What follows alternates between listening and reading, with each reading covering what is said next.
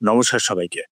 Israel প্রথম দেশে পরিণত হলো যারা laser air defence system develop করার সাথে সাথে ডিপ্লয়মেন্ট এবার করতে চলেছে। আয়রন বি শুনেছেন হয়তো।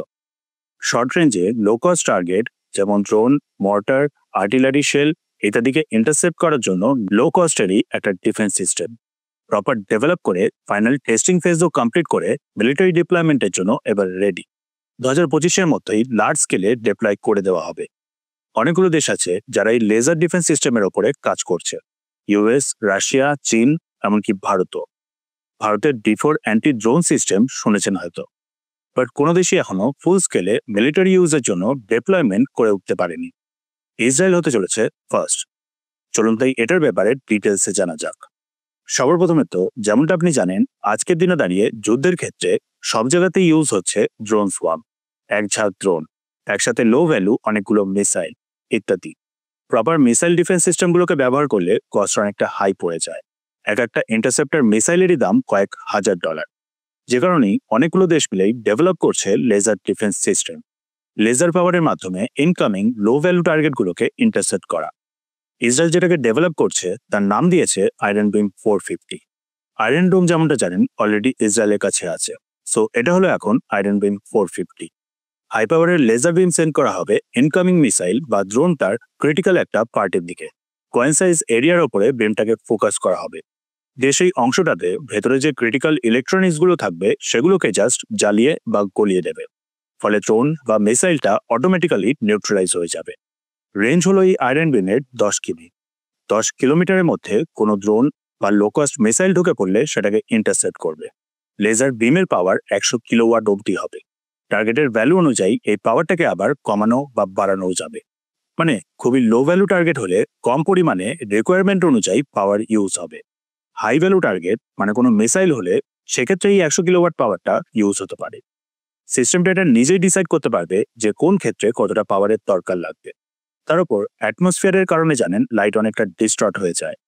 সেদিক থেকেও এই সিস্টেমটা বেশ কিছু অ্যাডজাস্টমেন্ট করে তারপরে বিমটা ফায়ার করবে। লাইটের স্পিড মানে নিমিষের মধ্যেই টার্গেট নিউট্রালাইজ। খরচ হবে জাস্ট কয়েক ডলার মতো। ইসরায়েল এই আয়রন বিমের আবার অনেকগুলো ভেরিয়েন্টসও ডেভেলপ করছে। গ্রাউন্ড বেসড, পুরো ফিক্সড, মোবিল মানে কোনো ভেহিকেলে ইনস্টল করা, আর নেভেল ভেরিয়েন্টও। ভারতেও যেমনটা জানেন ডেভেলপ হয়েছে mobile variant D4 anti drone system. Naval ভেরিয়েন্টের ওপরেও কাজ চলছে। যাই হোক, ইসরায়েল আবার এর উপরে আরো আপগ্রেডেশনও কন্টিনিউ রেখেছে, আরো প্রিসাইজ করার জন্য, রেঞ্জ আরো বাড়ানোর জন্য। আয়রন বিম 450-র ফাইনাল টেস্ট কমপ্লিট হয়ে গেছে। রকেট, মর্টার, ড্রোন, এয়ারক্রাফট সবকিছুর ওপরেই টেস্ট হয়ে গেছে। ডিফেন্স মিনিস্ট্রির তরফ থেকে জানানো হয়েছে এই বছরের মধ্যেই খুব শীঘ্রই ডিপ্লয়মেন্টও শুরু হয়ে যাবে। রাফেল ডেভেলপ করেছে ইসরায়েলের এই আয়রন বিম 450-কে। লক্ষ্য করবেন এটা রাফেল, ইসরায়েলি কোম্পানি, ফ্রান্সের দাসল রাফেল না। যাই হোক, এমন না যে ইসরায়েলের এই আয়রন বিম লেজার ডিফেন্স সিস্টেম আবার এক্সিস্টিং ডিফেন্স সিস্টেমগুলোকে পুরো রিপ্লেস করে ফেলবে, সেরকম কোনো ব্যাপার নেই। অ্যাকচুয়ালি এই লেজার ডিফেন্স সিস্টেম ইসরায়েলের বাকি ডিফেন্স সিস্টেমগুলোর সাথে ইন্টিগ্রেট হয়ে যাবে, দিয়ে মাল্টি লেয়ার ডিফেন্স শিল্ড তৈরি করবে। শর্ট রেঞ্জের জন্য আয়রন বিম, তারপর আয়রন ডোম, দেন তারপর ডেভিড স্লিং আর অ্যারো। লো ভ্যালু টার্গেট হলে আয়রন বিম অ্যাক্টিভ হবে। ড্রোন সোয়ার্ম বা মাল্টিপল মিসাইল বা মাল্টিপল এয়ারক্রাফট হলে সাথে আয়রন ডোমও অ্যাড হবে। লং রেঞ্জের যেমন ব্যালিস্টিক মিসাইলের ক্ষেত্রে আবার ডেভিড স্লিং আর অ্যারো 3 অ্যাক্টিভ হবে। ভারতেও যেমনটা জানেন এরকমই বা এর থেকেও বেটার একটা multi layer defence shield develop করা হচ্ছে, সুদর্শন চক্র এয়ার ডিফেন্স সিস্টেম, যার নাম দেওয়া হয়েছে। যাই হোক, ইসরায়েলের এই আয়রন বিম 450-র অ্যাডভান্টেজগুলো হলো কস্ট কম, লাইটের স্পিডে কাজ করবে, প্রিসাইজ হবে, বাট সব থেকে ইম্পর্টেন্ট হলো আনলিমিটেড টাইম ইউজ করা যাবে। যতক্ষণ ইলেকট্রিক পাওয়ার আছে, পর্যাপ্ত কুলিং ক্যাপাসিটি আছে, ততক্ষণ অবধি আনলিমিটেড টাইমস ইউজ করা যাবে। ট্রেডিশনাল মিসাইল ডিফেন্স সিস্টেমের ক্ষেত্রে ইন্টারসেপ্টর মিসাইলের সংখ্যা দ্রুত কমে যাওয়ার যে রিস্কটা থাকে সেটাই আয়রন বিমের ক্ষেত্রে হবে না। সাথে কোলাটারাল ড্যামেজের চান্সটাও অনেকটা কমে যাবে।